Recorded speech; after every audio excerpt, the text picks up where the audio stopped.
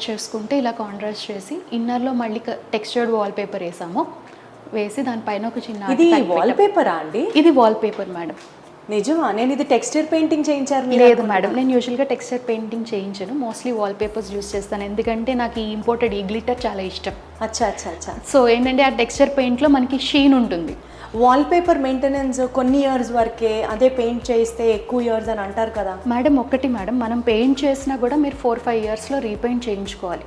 ఏ house texture paint అయినా సరే, texture paint అయినా సరే షీన్ అనేది డల్ అయిపోతుంది మనకి ఆఫ్టర్ 4 years or 5 years.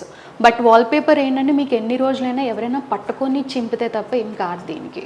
ఇది మా వైపు నుంచి 5 years వారంటీ ఇస్తాం. మళ్ళీ మెయింటెనెన్స్ వారంటీ. చింపడం అంటే అంటది కదా, చింపడానికి కూడా ఇది మెయింటెనెన్స్ ఫ్రీ అనే చెప్పి. మెయింటెనెన్స్ ఫ్రీ మేడం, కాకపోతే ఏంటంటే ఎవడైనా బ్లేడ్ పెట్టుకొస్తే నేను చెప్పలేను. అలా ఎందుకు చేస్తామండి అంటే ఇంట్లో పిల్లలు ఉంటారు చూడండి, వాళ్ళతో ఓకే. సో ఈ బీని కూడా ఇలా కవర్ చేసుకుంటే వెళ్ళాం మేడం, అంతే. సో యాక్చువల్లీ బీమ్ వచ్చి లుక్ డిస్టర్బ్ అవుతుంటే దాన్ని కూడా పాజిటివ్ డిజైన్ లో మనం కవర్ చేస్తాం. సో సీలింగ్ కూడా చూసారంటే అక్రిలిక్ లామినేట్ యూస్ చేశాను మేడం సీలింగ్ లో. ఇది మిర్రర్ ఫినిష్ లో ఉన్న లామినేట్. అక్కడ కూడా మళ్ళీ ప్లై కొట్టి దానికి మళ్ళీ ఇలా లామినేట్ చేసాం అనమాట. Got it. సో చిన్న షాండియర్ దాంతో క్లోజ్ చేసాం ఈ హాల్ని. ఇంకా చాలా బ్యూటిఫుల్ అండి, వెరీ బ్యూటిఫుల్. కాంపాక్ట్గా ఉంది, క్లాసీగా ఉంది, స్టైలిష్గా ఉంది. నైస్. సో విల్లా అంతా కూడా కాంపాక్ట్ గానే ఉంటుంది. సో మీరు ఇంటీరియర్స్ చేసిన ఏ ప్రాజెక్ట్లో అయినా ఈ ఆర్టిఫాక్ట్స్ అన్ని కూడా మీరే ప్రొవైడ్ చేస్తారా? అన్ని ప్రాజెక్ట్స్ అని కాదు మేడం, ప్రాజెక్ట్ని బట్టి, అంటే వాళ్ళ రిక్వైర్మెంట్ వాళ్ళు అడిగిన దాన్ని బట్టి. కొంతమంది ఏంటంటే వాళ్ళు తిరగడానికి ఇష్టపడతారు.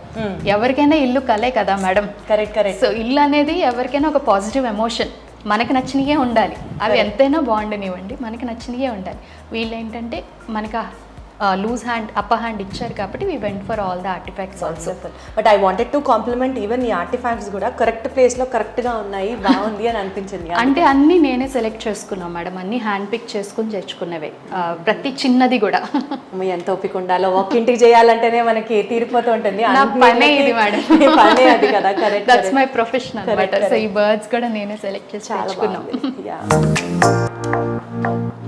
సో ఇక్కడ నుంచి బెడ్రూమ్ చూద్దాం. చూద్దామా? యా.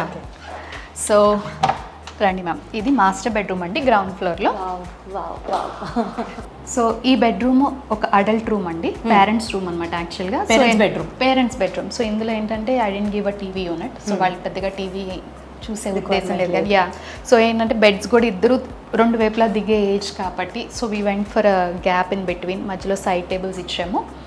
సో అలా అని ఎక్కడ కూడా ఓల్డ్ లుక్ ఏం కనిపించలేదు ఈ రూమ్లో కూడా. చాలా క్లాసీగానే చేసాం, బట్ రిక్వైర్మెంట్స్ అన్ని దృష్టిలో పెట్టుకుని చేసాం. వాళ్ళ ఏజ్ రిక్వైర్మెంట్స్ ని పెట్టుకొని చేసాం అంతే.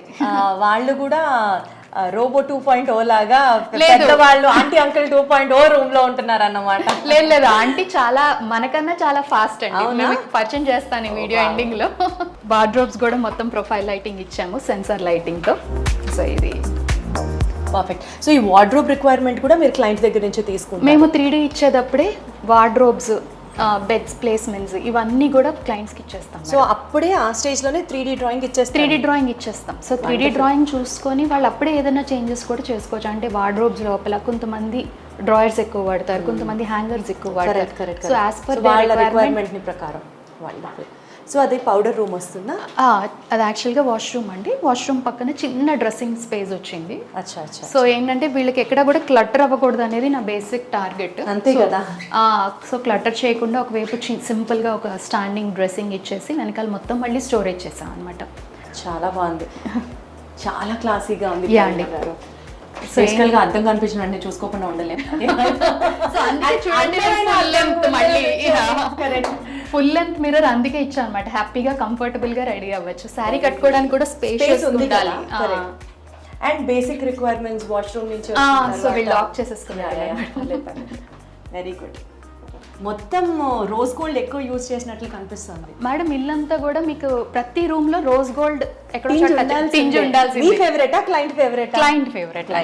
సో మోస్ట్లీ నా దగ్గరకు వచ్చే వాళ్ళందరూ కూడా మెటాలిక్ టింజ్ కంపల్సరీ అడుగుతారు. సో మెటాలిక్ టింజ్ కోసం I went for rose gold అనమాట ఈ ఇంటికి.